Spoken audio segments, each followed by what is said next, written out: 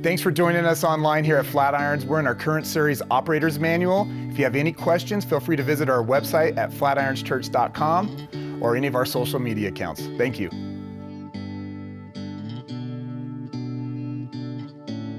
Hey, I'm Ben Foote. I'm the teaching pastor here.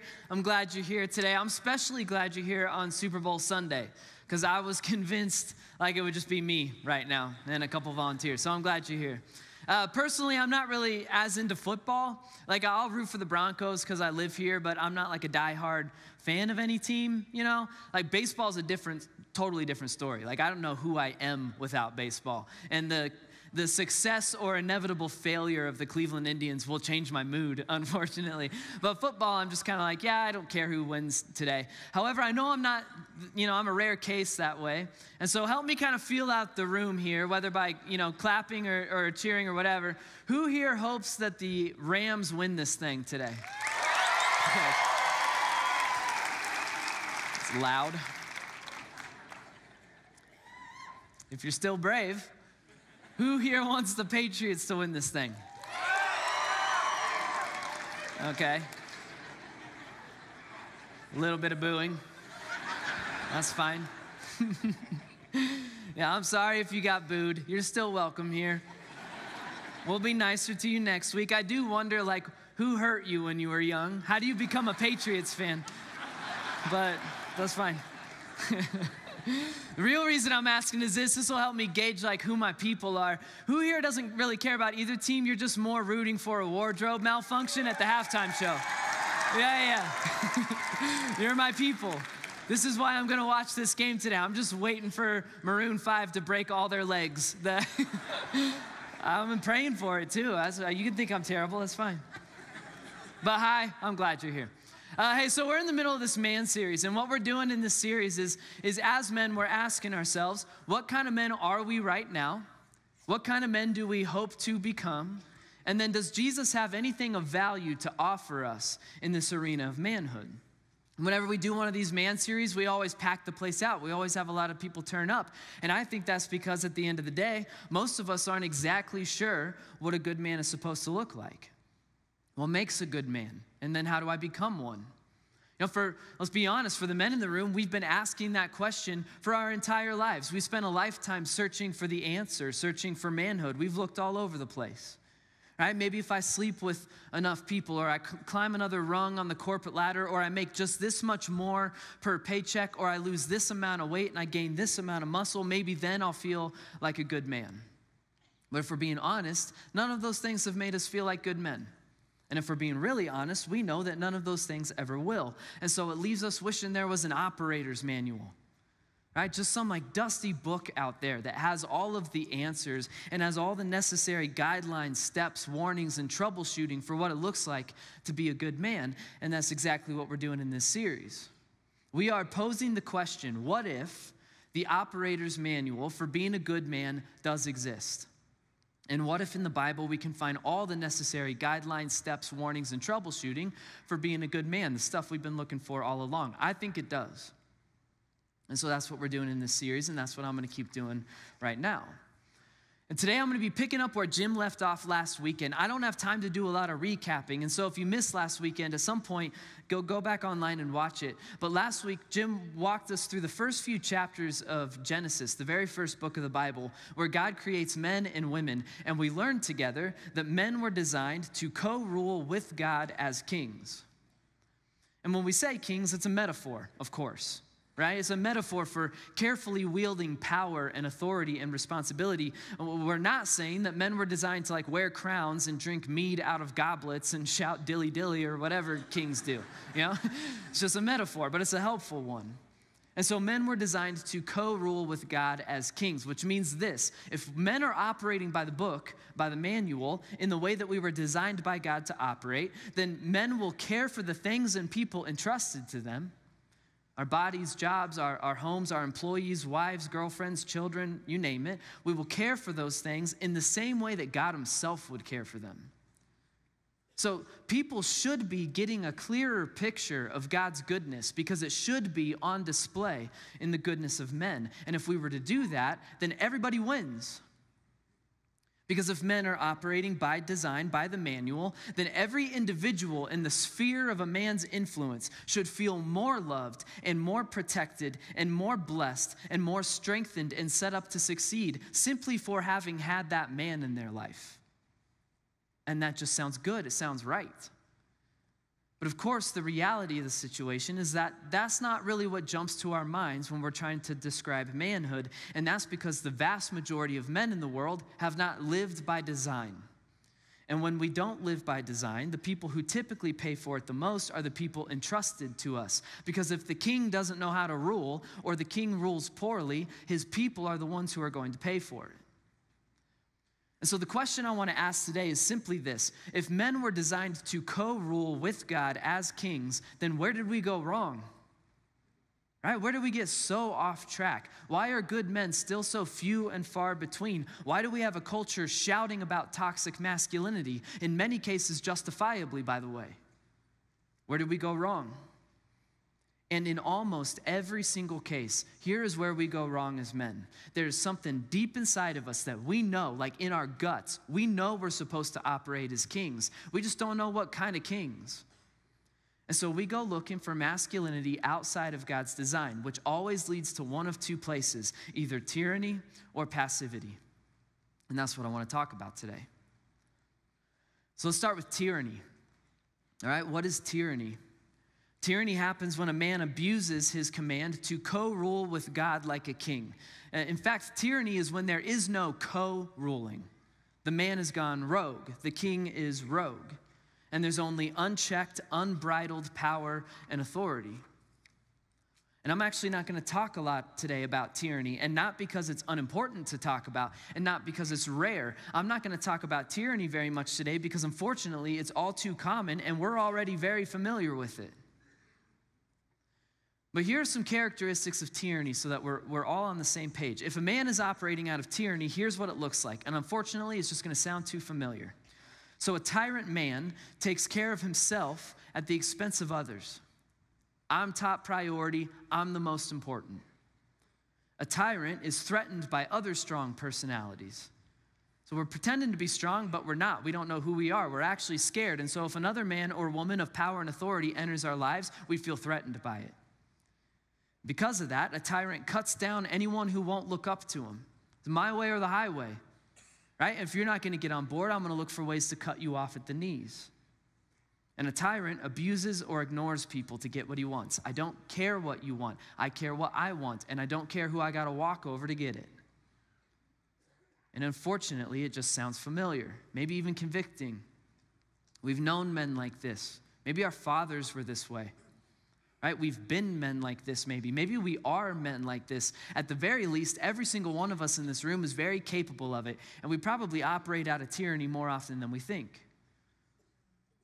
To sink this down into reality, here's what tyranny looks like in the day-to-day. So men, we operate out of tyranny whenever we knock someone down a few pegs in order to make ourselves feel better or look better. We usually only do that because we're operating out of tyranny and we feel threatened by someone else's competence or power or leadership. Anytime we start buying into our own press and we think we're the greatest thing to have ever walked planet Earth, that's tyranny. Whenever we stab someone in the back to get ahead, that's tyranny. Whenever we tell our wives, our kids, girlfriends, whoever to do something just because I said so, tyranny. And when it goes unchecked, it unravels, and it unravels fast, and it unravels dark. And we end up going to war against our people instead of for our people. And when it unravels all the way, well, this is the kind of stuff that leads to emotional or physical or sexual abuse. It leads to crime. It leads to the kind of stuff we read about in the headlines, the kind of stuff that has launched the Me Too movement. I mean, let's take that catchphrase, for example. It's being tossed around a lot, toxic masculinity. It's a new term. It's an age-old problem. It's a real problem. It's been around since the beginning of time. I wouldn't call it toxic masculinity. I would call it tyrannical masculinity. Listen, men, when we're 3 years old and we throw a fit to get whatever we want, it's forgivable. Sometimes it's even cute. When we're 30 years old, it's destructive and it's deadly. That's tyranny, and we're already familiar with it. But then here's what a lot of us have done, like in reaction to this toxic or tyrannical masculinity that we've seen in ourselves, our society, our fathers, whoever. We swing over to the other side of the spectrum to a place called passivity.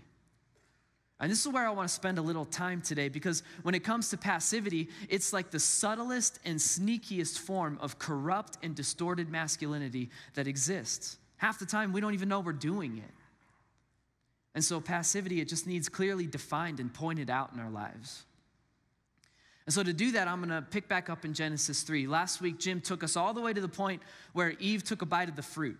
All right, and like we talked about last week, we do this all the time, right? This is anytime we go looking to be satisfied by something outside of God's design. But I want to go back to that moment, because in that moment, we can see that passivity was at the root of the whole thing to begin with.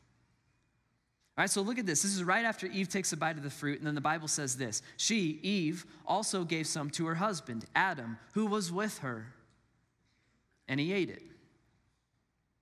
We say this all the time around here because it's true. The very first sin in the Bible isn't Eve taking a bite of fruit. The very first sin in the Bible is Adam's passivity. Where was he when the whole thing went south? The Bible says he was with her. He's standing on the sidelines, not saying a word, not stepping in to protect her. He's there the whole time. He's just sitting on his hands. And we can't really judge the guy because we do this all of the time. All right, this kind of passivity is when we look at someone entrusted to us, our employees, our best friends, our girlfriends, wives, children. We look at someone entrusted to us and we throw up our hands and we go, not my problem. All right, I'm too tired, not today, not my problem. At least I slip into this kind of passivity all the time. This is the kind of thing that happens whenever I get home after a long day of work and the snow needs shoveled. I should probably do it. And Allie's had a terrible day. I should probably ask her about it. And the kids are asking me to play with them. I should probably play with them. But instead of putting on my game face and engaging, I just tap out. And I give myself a laundry list of reasons that I think are justifiable, excuses for why I should be able to sit on the couch and just go into radio silence. Right? I tell myself, like, my job is stressful. It can be real stressful at times. And I've been solving problems all week at work. All weekend, I did this. And then everyone's been sick at home, and none of us are getting sleep. I'm tired. Besides, I'm depressed. Not my problem. Not today. I deserve this. Right? I deserve to just sit on the couch and disengage. And whenever I do that, the result is that I leave people, my people, out there on their own to fend for themselves. And I tell myself it'll be fine because after all, the snow will eventually melt on its own. And Allie will recover from her day on her own. And the kids can play on their own. Not my problem. Not today. They can do this thing on their own. And then eventually, after saying not my problem enough times, then all the things and people entrusted to me inevitably begin falling apart. And when that happens, I start slinging another passive phrase. I start saying, not my fault. This is actually Adam's first reaction to his own passivity. Back in the garden, he starts feeling guilty. He feels ashamed. He starts thinking of ways to cover up his mistakes. He designs clothing for he and for Eve, and the two of them go into hiding. And then here's what happens next. The two of them are hiding, and then the Lord God called to the man. He says, "Where are you?" And he, Adam, answered. He goes, "I heard you in the garden, and I was afraid because I was naked, and so I hid." And then God says, "Who told you were naked?" Which, side note, I don't ever have to be told I'm naked. I know when I'm naked. Anyway, God goes, "Who told you were naked?" He goes, "Did you eat from the tree that I commanded you not to eat from?" And then look at Adam's response. The man said, "Oh, wait, no. The woman you put here with me. She gave me some fruit from the tree and I ate it." Adam's first response. He goes, no. Look, God, this person you've burdened me with, right? This responsibility I never asked for, right? It's her fault, not my fault. Not my problem, not my fault. They're both ways of saying not my responsibility. And those three phrases are like the unholy trinity of passive masculinity. Not my problem, not my fault, not my responsibility.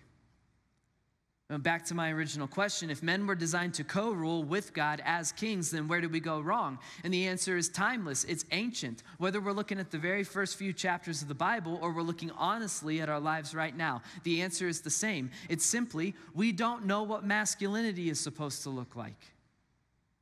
And until we get that thing figured out, we are going to be forced to ping pong back and forth between tyranny and passivity for the rest of our lives. And the people who are going to pay for it the most are going to be the people that we care about the most.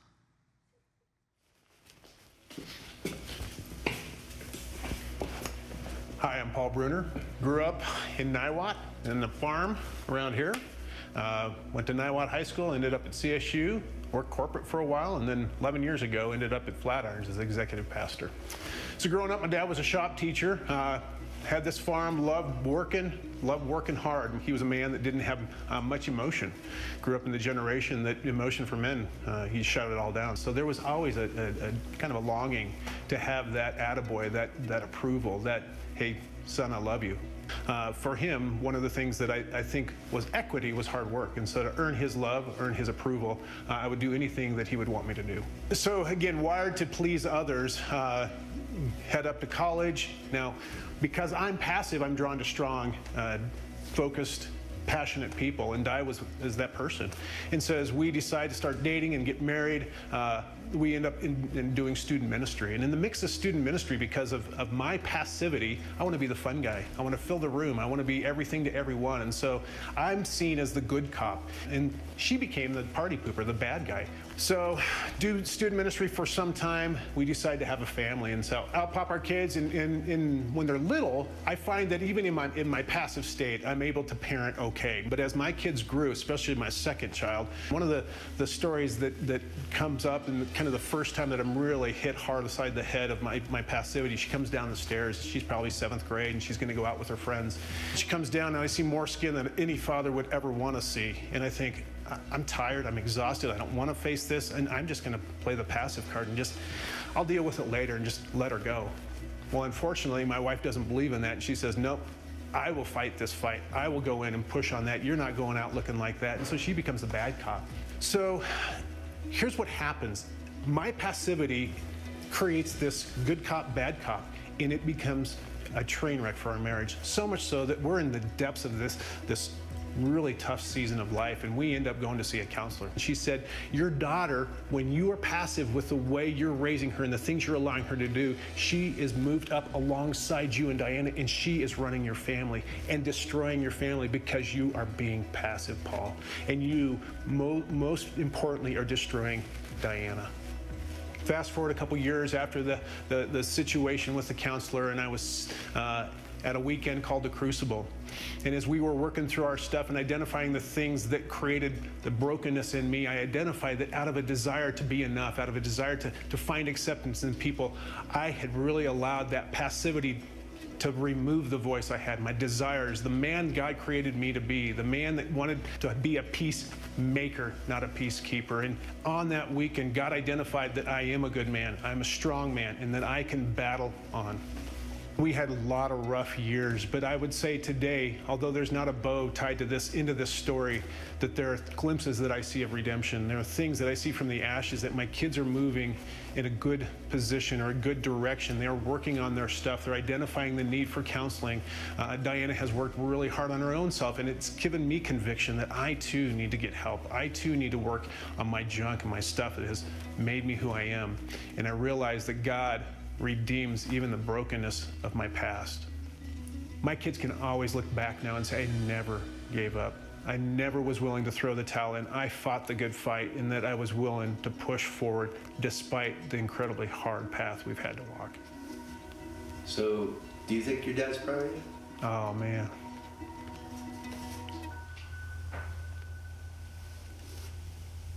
Yeah.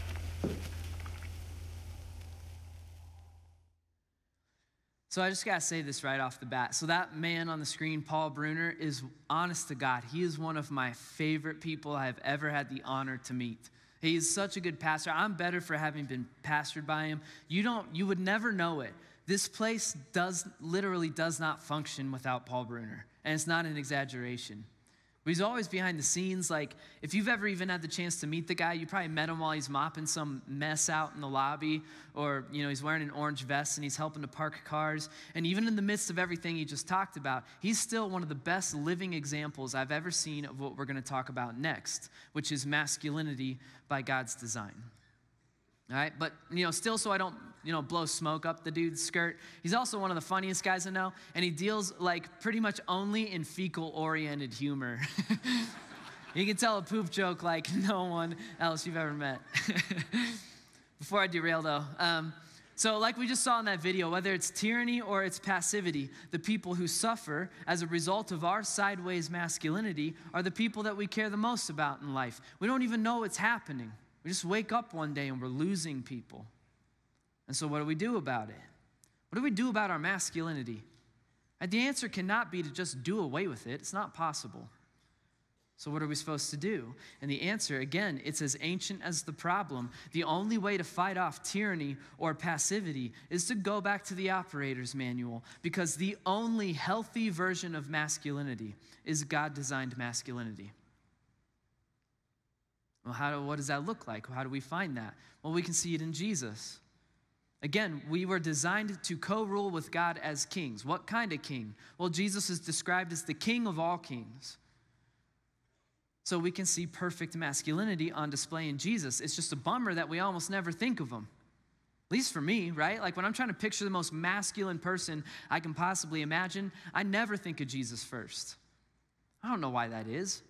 It's probably just too many paintings of the guy with long, perfectly conditioned hair, like gently crying into a sunset for some reason. I don't know why it is, but I do know that if we get to know the very real Jesus, we discover that he's the ultimate man's man. And how could he not be? He was God in the flesh. And if God designed masculinity in his own image, then it just makes sense that when Jesus was walking around this planet all those years ago, he was putting perfect God-designed masculinity on display. So what does God-designed masculinity look like on display in the life of Jesus? And rather than walk us through his whole story, which we talk about all the time in here, I want to pull a verse written by a guy named Paul. He sums it up perfectly. Paul wrote the majority of the New Testament. Not different Paul, not that Paul. He didn't write the Bible. There'd be way more fart jokes in the Bible if you wrote. There are some fart jokes in the Bible, by the way. But anyway, Bible Paul. See, I'm trying not to derail.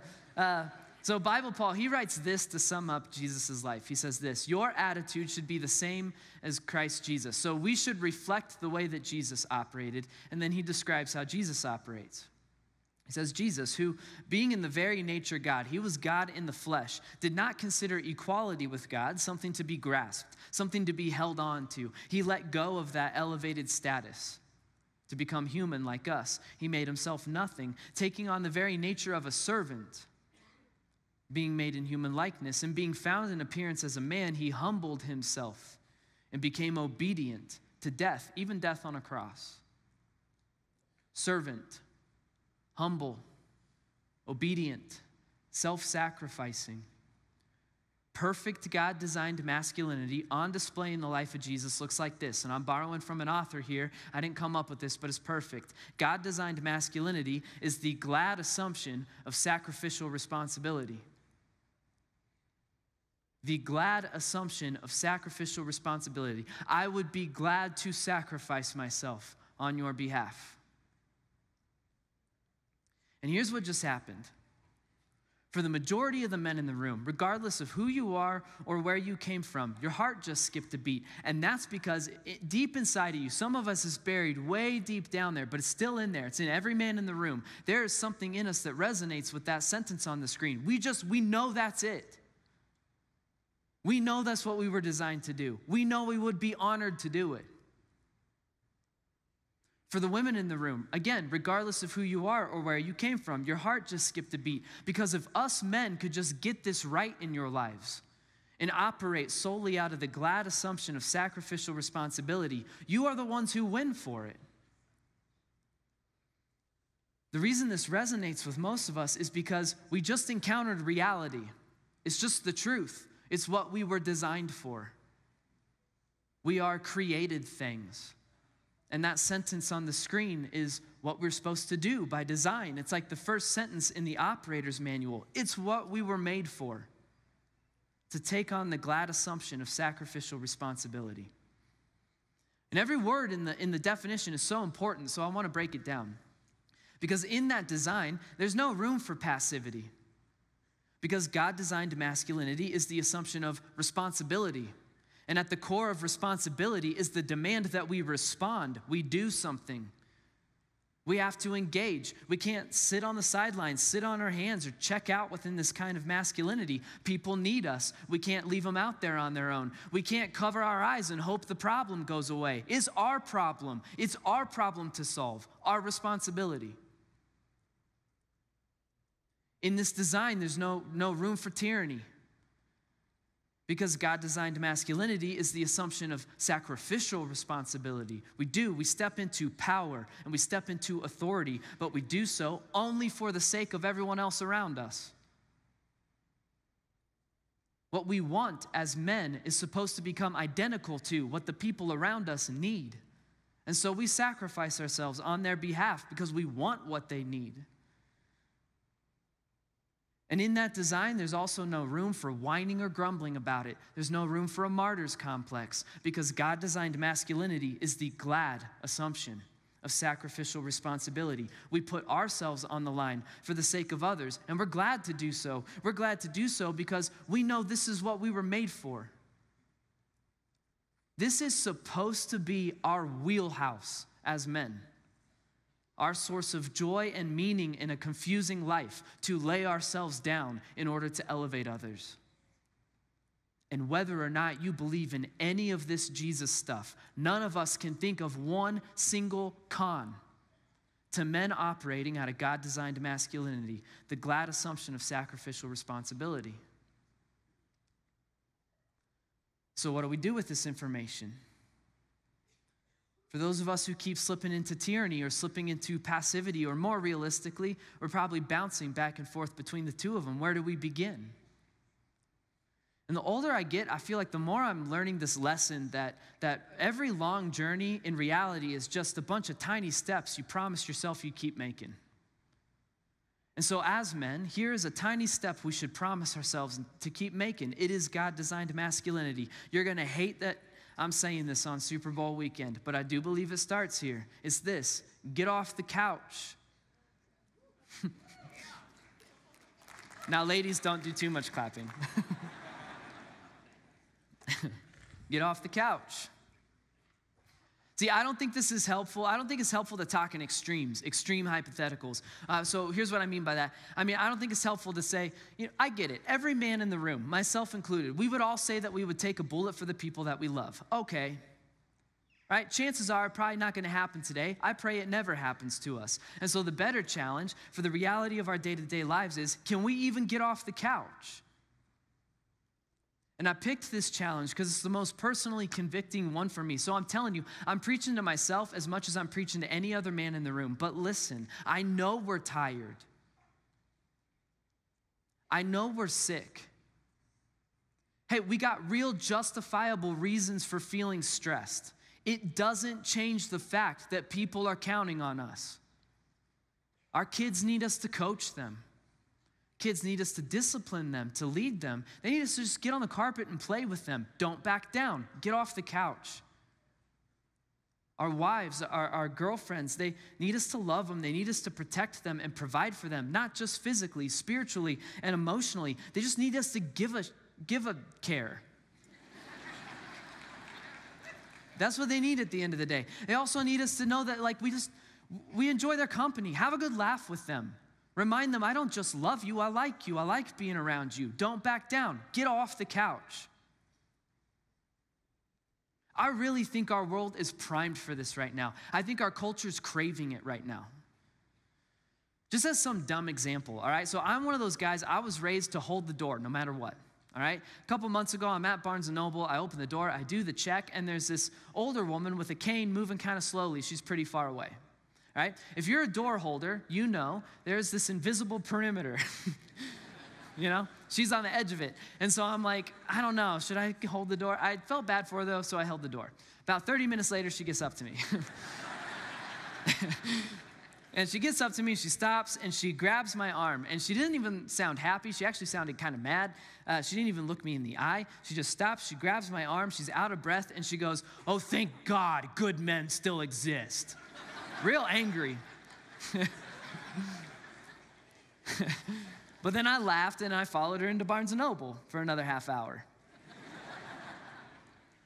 That's just some stupid door, though. So can you imagine what might happen if thousands of us men in this room and all the different rooms at all of our different campuses in this little corner of Colorado started getting off the couch? As a metaphor, of course, for sacrificing whatever it is we tricked ourselves into thinking we've earned or deserved. And we sacrifice that on behalf of the people entrusted to us. I can't help but wonder if our wives, our girlfriends, our kids, our employees, our friends, maybe even our culture would eventually turn their heads and say, "Thank God, good men still exist." What if we did that together intentionally? We try to become hyper aware of what the people entrusted to us need from us. And then when we start internally groaning about it, saying, "I'm too tired, not today, not my problem, not my fault, not my responsibility," we hit pause, we step back, and we rethink. And we remember that Jesus said it's moments like this that we were designed for. It's the only fulfillment you're ever going to find when it comes to masculinity. And so we remember it, and we get off the couch. Now, I'm about to pray for us, but I want to end a certain way. I want to end this way, because anytime we talk about the heavy sacrificial responsibility that we as men were designed to carry, the response is usually fear. All right, at least it is for me. You know, we get up in our heads. We're real good at living up in our heads, you know? So we get up there and we start going, well, that's a lot, you know? And I don't think I'm equipped. I don't know if I'm enough. Maybe we're starting to think, you know, I've already screwed it up too badly and there's no coming back from it. And so I want to end this thing with encouragement to the men in the room. All right? It's the same encouragement that Paul himself offered in that after that verse in Philippians that I just read. So after he says our attitude should be like Jesus, who gladly assumed sacrificial responsibility, after that, he gives us this real mysterious encouragement. And I love this verse. I want to share it with you. So Paul says this. He says, "Continue to work out your salvation with fear and trembling." Sounds weird at first. That's not how we would say it. But fear and trembling, those original words, they don't mean anxiety. So it doesn't mean fear of not being equipped, fear of not being enough, or fear of the responsibility itself. Instead, the original words for fear and trembling there, it means something like with a chill down your spine, where the hair stands up on your arm. It's that feeling when you're in the presence of something way bigger than yourself. When you finish the hike and you're on top of the mountain and you get to look out, when you met the person you loved and later made vows, when you found out you were pregnant, later when you held the baby in your arms for the first time and she opened her eyes, just awe and amazement sends a chill down your spine. If I were to put Paul's verse in Ben language, it would go something like this: continue to walk this with God kind of life with a chill down your spine. And then he explains why we should have a chill down your spine. It's the best. He says, continue to walk this with God kind of life with a chill down your spine. Because it is God who works in you to will and to act according to his good purpose. So do something with me. I want everybody to stand up with me.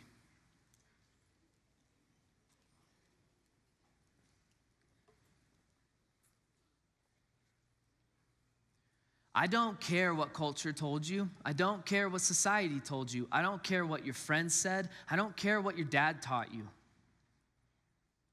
The only way we are ever going to feel like good men is if we stand gladly in the assumption of sacrificial responsibility. It's just truth. It's just reality.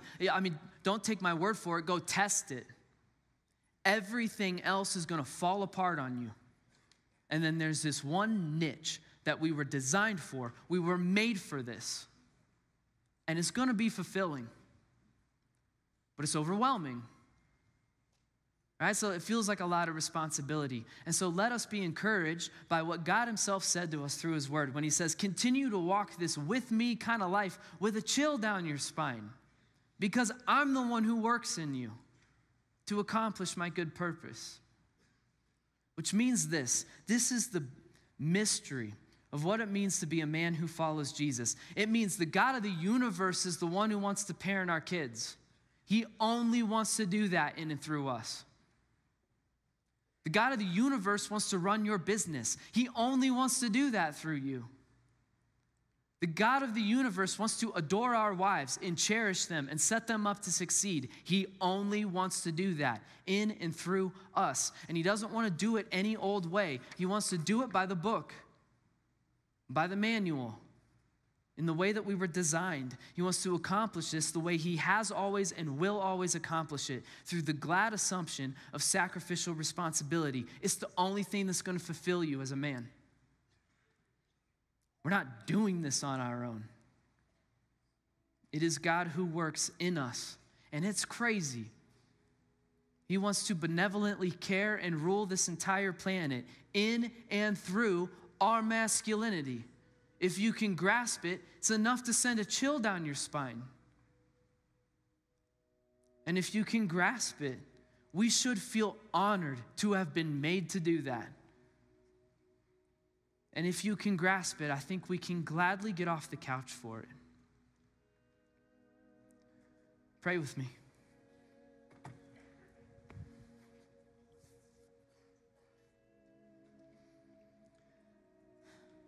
God, I thank you so much for who you are. Man, you put all these puzzle pieces in play, did it perfectly. We get confused, we get distracted, we get sideways. You never do. The whole thing is in order. I'm thankful for your intention. You created us and you designed us men, for this very specific task, and we should be glad to do it. And you don't design us to just put ourselves on the line and sacrifice ourselves for other people. You are a leader. You went first. You've done this since the beginning of time. It is the defining characteristic of how you've operated. It is put perfectly on display in Jesus, the person that we worship. You have done nothing but sacrifice yourself gladly on our behalf. I want to live that way. The truth is, like, the reality of day-to-day life is it feels overwhelming. We got these people in our lives. They're calling us friend. They're calling us boss. They're calling us husband. They're calling us dad. It starts to feel overwhelming. So what I'm praying for is send that chill down our spine. Remind us we're not doing this on our own. You're the one who's going to parent our kids. You're going to do it through us. You're the one who's going to love our wives. You're going to do it through us. Send that chill down our spine. Today and for the next few weeks, for the next few months, just keep reminding us. Send that chill down our spine. And if we do, if we can grasp it, then God, as your men, we are honored to be men. We are honored to do that with you. And we are honored to be your men. Thank you for this responsibility. We are glad to do it. We pray this in your Son's name, Jesus Christ. Amen.